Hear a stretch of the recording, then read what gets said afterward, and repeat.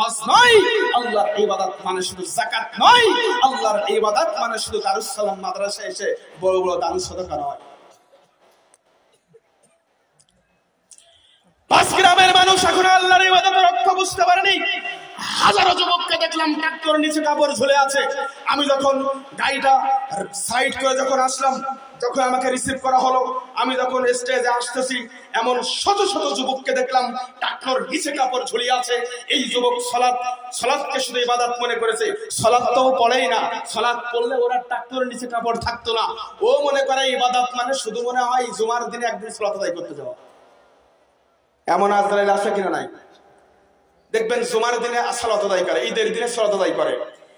ওই যুবক জানেই না যে ট্রাক্টর নিচে কাপড় ঝুলিয়ে পড়লে এর ক্ষতি কি, আর ট্রাক্টর নিচে কাপড় উঠিয়ে পড়বা। যুবক, এটা তোমার জন্য ইবাদত। 5 গ্রামের কন্যা, 5 গ্রামের মেয়ে, 5 গ্রামের মা বোন, তোমার ট্রাক্টর নিচে কাপড় ঝুলিয়ে পড়ে তোমার পাতা ঢাকতে হবে, এটা তোমার জন্য ইবাদত। রাসূল সাল্লাল্লাহু আলাইহি ওয়াসাল্লাম বলেছেন, ও 5 গ্রামের মানুষ শোনো, রাসূল সাল্লাল্লাহু আলাইহি ওয়াসাল্লাম বলেছেন, সালাসাতুন লা ইয়াকাল্লিহুমুল্লাহু ইয়াওমাল কিয়ামাহ, কাল কঠিন কিয়ামতের ময়দানে আল্লাহ রাব্বুল আলামিন 3 শ্রেণীর ব্যক্তির সাথে কথা বলবেন না। ওয়ালা ইয়ানজুরু ইলাইহিম, আল্লাহ তাদের দিকে তাকাবেন না। ওয়ালা ইউযাক্কিহিম, আল্লাহ তাদের পাপ ক্ষমা করবেন না। ওয়ালা হুম আযাবুন আলিম, আল্লাহ তাদের নগদ শাস্তি দিবেন। তারা কারা? আল মুসবিলু, যারা ট্রাক্টরের নিচে কাপড় ঝুলিয়ে পড়ে, আল্লাহ তাদের সাথে কথা বলবেন না। আপনার নাম আব্দুল্লাহ হতে পারে, আপনার নাম আব্দুল কুদ্দুস হতে পারে, আপনার নাম আব্দুল মান্নান হতে পারে, আপনার নাম আব্দুল গফুর হতে পারে, আপনার দাদা মুসলমান, আপনার বাপ মুসলমান, আরে আপনি নিজেও মুসলমান, কিন্তু শুনে রাখুন, আপনি যদি ট্রাক্টরের নিচে নিয়মিতভাবে ট্রাক্টরের নিচে কাপড় ঝুলিয়ে পড়েন, এই অবস্থায়, এমতো অবস্থায় যদি এখনই আপনার মৃত্যু হয়, আপনি হয়ে যাবেন জাহান্নামী। আল্লাহ আপনার সাথে কথা বলবেন না। আল মুসবিলু, যারা ট্রাক্টরের নিচে কাপড় ঝুলিয়ে পড়ে, আল্লাহ তাদের সাথে কথা বলবেন না। এখানে যদি সার্চ দেওয়া হয়, অধিকাংশ মানুষ আমরা 24 ঘন্টা ট্রাক্টরের নিচে কাপড় ঝুলিয়ে পড়ি অহরহ ভাবে। হাদিসের মধ্যে এসেছে, ট্রাক্টরের নিচে যারা কাপড় ঝুলিয়ে পড়ে, এই অংশ যাবে সরাসরি জাহান্নামী। যেই মেয়ে ট্রাক্টর উপরে কাপড় উঠিয়ে পড়ে, এই মেয়ে হবে জাহান্নামী। আপনার মেয়ে, আহা, অনেক পাবলিক রয়েছে যে আমার ছেলে তো আমার কাছে ভালো, আমার মেয়ে তো আমার কাছে ভালো, মেয়ের রেজাল্টটা ভালো, ছেলের রেজাল্টটা ভালো, ছেলে মেয়ের প্রতি আমাদের কোনো আফসোস নেই। কিন্তু এইটা হচ্ছে অভিশপ্ত মেয়ে, অভিশপ্ত সন্তানের পিতা। আপনি অভিশপ্ত সন্তানের পিতা, আপনি অভিশপ্ত মেয়ের পিতা, আপনি অভিশপ্ত স্ত্রীর স্বামী, আপনি অভিশপ্ত একজন মায়ের কন্যা, আপনি অভিশপ্ত একজন মায়ের বেটা, আপনি অভিশপ্ত একজন পুত্রবধূর শ্বশুর শাশুড়ি। আপনি এখনো পর্যন্ত জানেন না আল্লাহ রাসূল সাল্লাল্লাহু আলাইহি ওয়াসাল্লামের হাদিস। শোনো, হাদিসটা মিলিয়ে নাও। তুমি স্বামী, তুমি গর্ব করো তোমার স্ত্রীকে, দেখো তোমার স্ত্রীর উপরে আল্লাহর নবীর অভিশাপ। তুমি বেটা, তুমি তোমার সন্তান নিয়ে গর্ব করো, তোমার সন্তানের উপরে আল্লাহর অভিশাপ। আল্লাহর নবী মুহাম্মদ সাল্লাল্লাহু আলাইহি ওয়াসাল্লাম বলেছেন, আব্দুল্লাহ ইবনে আব্বাস রাদিয়াল্লাহু তাআলা আনহু থেকে হাদিসে এসেছে, তিনি বলেন, লানা রাসূলুল্লাহ সাল্লাল্লাহু আলাইহি ওয়াসাল্লাম, আল্লাহর রাসূল অভিশাপ দিয়েছেন, আল্লাহর রাসূল অভিশাপ দিয়েছেন আল মুকান্নাসিনা মিনার রিজালে, ওই সমস্ত পুরুষ, যেই পুরুষ পুরুষ হয়েও নারীর মতো চলে, যেই পুরুষ পুরুষ হয়েও নারীর মতো চলে। নারীদেরকে আল্লাহ রাসূল সাল্লাল্লাহু আলাইহি ওয়াসাল্লাম ট্রাক্টরের নিচে কাপড় ঝুলিয়ে পড়তে বলেছে। যেই পুরুষ ট্রাক্টরের নিচে কাপড় ঝুলিয়ে পড়ে, ওই পুরুষের উপরে আল্লাহ রাসূলের অভিশাপ। যেই পুরুষ নারীদের পোশাক পরে, তার উপরে আল্লাহ রাসূলের অভিশাপ। নারীরা কানের দুল দেয়, দেখবেন এখন কিছু পুরুষরাও, যুবকরাও কানের দুল দেয়।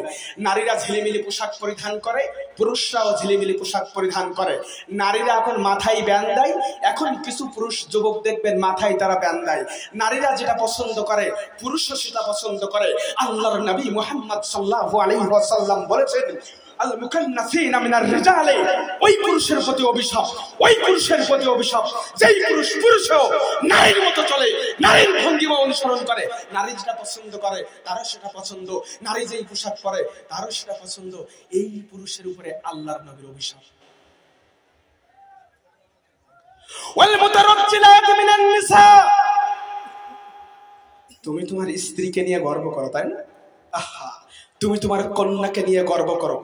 আল্লাহ রাসূল সাল্লাল্লাহু আলাইহি ওয়াসাল্লাম বলেছেন, ওয়াল মুতারাজ্জিলাতি মিনান নিসা, ওই নারীর প্রতি অভিশাপ, ওই কন্যার প্রতি অভিশাপ, ওই মেয়ের প্রতি আল্লাহর নবীর অভিশাপ।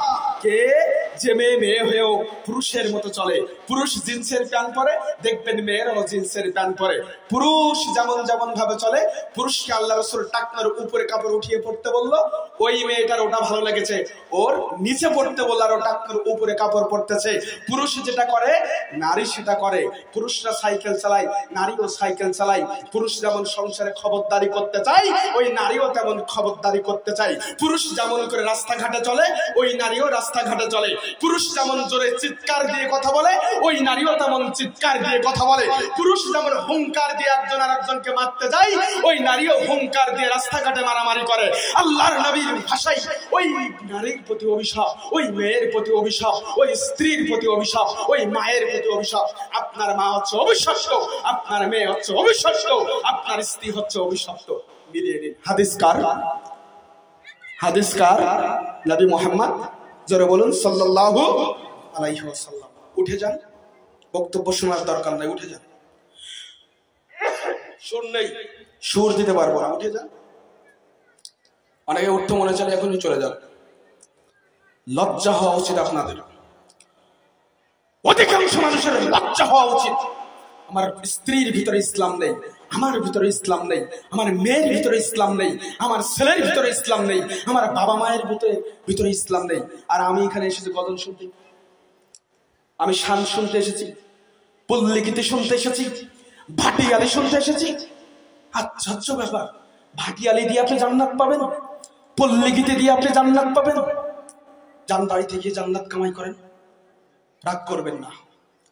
আমার অনেক হৃদয়ে কষ্ট হয়। এদেশের হাজারো মানুষকে দেখলাম, তাদের স্ত্রীরা তাদের মারা বাড়িতে বসে বসে বিড়ি বাঁধে। আপনি আহলে হাদিস মানে, আপনি আহলে হাদিস মানে আপনি তাআবুদুল্লাহর অর্থ বুঝেন, আল্লাহর ইবাদতের অর্থ বুঝেন? এদেশের হাজারো মানুষকে দেখলাম, তার স্ত্রী বাড়িতে বাড়িতে বিড়ি বাঁধে, তার মেয়ে বাড়িতে বাড়িতে বিড়ি বাঁধে। আশ্চর্য ব্যাপার, তার মা বাড়িতে বাড়িতে বিড়ি বাঁধে। আর আপনার রক্ত তো পুজ হয়ে গেছে, আপনার গায়ে শক্তি নেই, আপনার স্ত্রীকে আপনাকে খেতে দিতে হবে। বলেছেন কে? আল্লাহ। আপনার স্ত্রীকে আপনাকে খেতে দিতে হবে, আপনার মাকে আপনাকে খেতে দিতে হবে। এদেশের মানুষের হাজারো মানুষকে দেখলাম, তারা অজুহাত দিয়ে, কর্মের অজুহাত দিয়ে, তারা রিজিকের অজুহাত দিয়ে, তারা তাদের বাড়িতে তাদের মা বোনদের হাতে তারা বিড়ি নামক এই নিকৃষ্ট দ্রব্য, এই হারাম দ্রব্যাদি তুলে দিয়েছেন। আমাকে মারেন, আমাকে মেরে ফেললেও আপনি এই বিড়িকে হালাল করতে পারবেন না। বিড়ি হারাম করেছেন কে? চিল্লায় বলুন কে? আল্লাহ। যদি বলেন হুজুর বিড়ি যে হারাম, এটা কি লেখা আছে কোরআনে? আসতে পারলে হাদিসে কি লেখা আছে নাকি? কোথাও লেখা নেই। কিন্তু হারাম কিভাবে হয়? রাসূল সাল্লাল্লাহু আলাইহি ওয়াসাল্লাম বলেছেন, মা আসকারা কাসীরুহু ফাকলিলু হারামুন। যেই জিনিস অধিক খেলে নেশার উদ্রেক হয়, যেই জিনিস অধিক খেলে নেশার উদ্রেক হয়, তার অল্পটুকু হারাম। সূরা বাকারার 219 নম্বর আয়াতের মধ্যে আল্লাহ বলছেন নবীকে, ইয়াসআলুনাকা আনিল খামরি ওয়াল মাইসির। ও নবী মুহাম্মদ সাল্লাল্লাহু আলাইহি ওয়াসাল্লাম, মানুষের তোমাকে মদ এবং জুয়া সম্পর্কে জিজ্ঞাসা করো, তুমি বলো কুল ফীহিমা ইসমুন কাবীর ওয়া মানাফিউ লিন-নাস ওয়া ইসমুহুমা আকবারু মিন নাফঈমা। তুমি বলো মদ এবং জুয়া এর ভিতরে মানুষের জন্য কিছুটা উপকার রয়েছে। উপকার কি? মদ খেলে কিছুটা প্রশান্তি পেতে পারে। উপকারটা কি? জোয়া খেললে 10 টাকা জোয়া ধরেছেন, নগদ 10,000 টাকা পাইতে পারেন, কিন্তু ভবিষ্যৎ কি? ধ্বংস, ক্ষতি। আল্লাহ রাসূল বলছেন, যেই জিনিস অধিক খেলে নেশার উদ্রেক হয়, তার অল্পটুকু হারাম। আল্লাহ বললেন, যেই জিনিসের মধ্যে মানুষের হিউম্যান বডিতে উপকারের থেকে ক্ষতির পরিমাণ বেশি, ওই জিনিস কি? হারাম। এবার আপনি আমাকে বলুন, বিড়িতে উপকার বেশি না ক্ষতি বেশি? এখন একটা মাসলা বেঁধে গেল, একটা মাসআলা এখন বেঁধে গেল, সমাধান হচ্ছে না। এই মাসলার সমাধান দেবেন কে? কথা বলেন। আলেম ওলামারা দিবে, শায়েখ দিবে, তাই না? এই হিউম্যান বডিতে ক্ষতি আছে না উপকার আছে বিড়িতে, এই তথ্য দিবে কে? কে দেবে? ডাক্তার। আজ পর্যন্ত কোন ডাক্তারকে লিখেছেন যে আপনার এই অসুস্থ হয়েছেন, এই রোগের জন্য প্রতিষেধক হিসাবে প্রত্যেকদিন সকালে উঠে খালি পেটে একটা করে বিড়ি টানবেন? কোন ডাক্তার এটা লিখছে? প্রেসক্রিপশন করছে নাকি? চেক করছে? এখন আমি বলি, বলুন তো জর্দা পাতা হালাল নাকি হারাম? হারামের পক্ষে কে কে হাত তুলি? মাশাআল্লাহ, আপনারা আসলে 5 গ্রামের মানুষ, শিক্ষিত মানুষ। যেগুলো বসাইছেন, যাদেরকে বসাইছেন, এমনি বক্তব্য দিতে আমারই কাবাকাবি শুরু হয়ে যাচ্ছে। বলবো সাহেব বসে আছে এখানে। জর্দা পাতা অনেকেই বলে মাখরু। আমাদের বাংলাদেশের ছোট হুজুর, বড় হুজুর, নোয়া হুজুর, সেজা হুজুর সবাই জর্দা খায়। কিছুদিন আগে বাংলাদেশে একজন মুফতির কাছে, ভাই জর্দা খান নাকি, উঠে যাচ্ছেন কেন? কিছুদিন আগে আমাদের বাংলাদেশে এক হুজুরের কাছে প্রশ্ন করেছে যে হুজুর জর্দা পাতা হালাল নাকি হারাম? তা হুজুর বলছে যে এ নিয়ে বিনিয়ে বিভিন্ন নাস দেখিয়ে দলিল দেখিয়ে বলছে না, জর্দা পাতা হচ্ছে হালাল। কেন?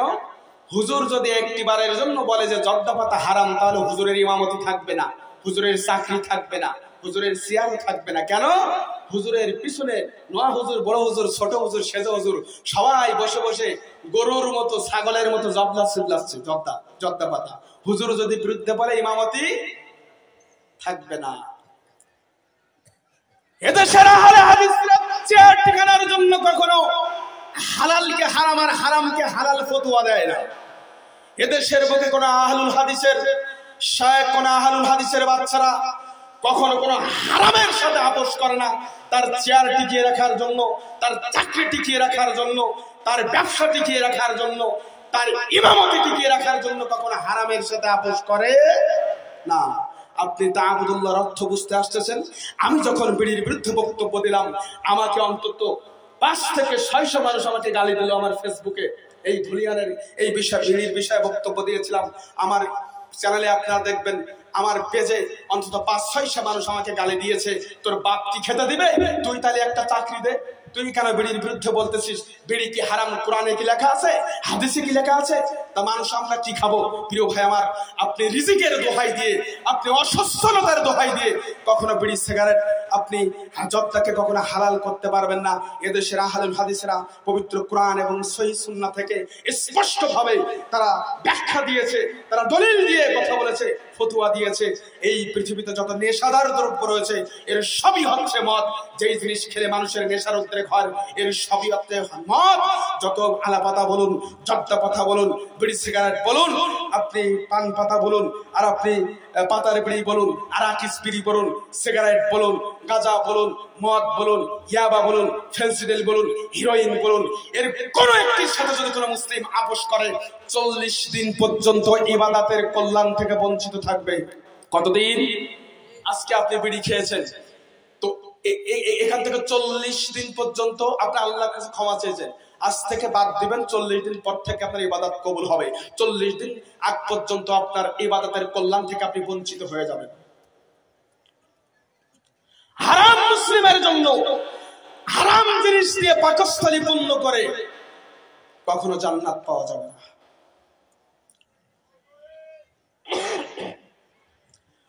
পাঁচগ্রামের মানুষ এখন তাআবুদুল্লাহর অর্থ বুঝতে পারেনি। মুআজ ইবনে জাবাল রাদিয়াল্লাহু তাআলা আনহুকে প্রশ্ন করলো, ও মুআজ, তুমি যদি জান্নাতে যেতে চাও, মুআজ তুমি যদি জাহান্নাম থেকে নিজেকে রক্ষা করতে চাও, মুআজ তাআবুদুল্লাহ, তুমি ইবাদত করবে আল্লাহর। বলুন তো আমরা ইবাদত করব কার? দ্বিতীয় নম্বরে বললেন ওয়ালা তুশরিকু বিহি শাইয়া, এবং ওই আল্লাহর সাথে কাউকে শরীক সাব্যস্ত করিও না। পৃথিবীর মানুষ, আল্লাহর উলুহিয়াতের সাথে তুমি কাউকে শরীক সাব্যস্ত করতে পারবে না। আল্লাহর রুবুবিয়ার সাথে তুমি কাউকে শরীক সাব্যস্ত করতে পারবে না। আল্লাহর গুণের সাথে তুমি কাউকে শরীক সাব্যস্ত করতে পারবে না। এদেশে কি অবস্থা জানি না, বাংলাদেশের মানুষ, বাংলাদেশের যত জেলা রয়েছে প্রত্যেকটা জেলায় অন্তত 20-30টা করে শুধু পীরের দরবার পাবে আর মাজার পাবে। আল্লাহ রাসূল সাল্লাল্লাহু আলাইহি ওয়াসাল্লাম বলেন ইসতানিবুস সাবআল মুবিকাত, পৃথিবীতে ঈমান বিধ্বংসী বিষয় হচ্ছে 7টি। কয়টি? জোরে বলেন, চিল্লায় কয়টি? তার প্রথম নাম্বার হচ্ছে আশিরকু বিল্লাহ, মানুষ আল্লাহর সাথে শিরিক করবে। কেউ যদি আল্লাহর সাথে শরীক সাব্যস্ত করে তো তার ঈমান থাকে না।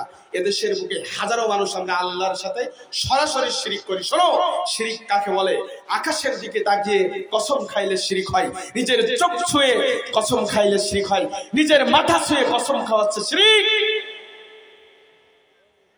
মরা কাঠের গায়ে হাত রেখে কসম খাওয়া শিরিক, জীবিত গাছের গায়ে হাত রেখে কসম খাওয়া শিরিক, মাটিতে হাত রেখে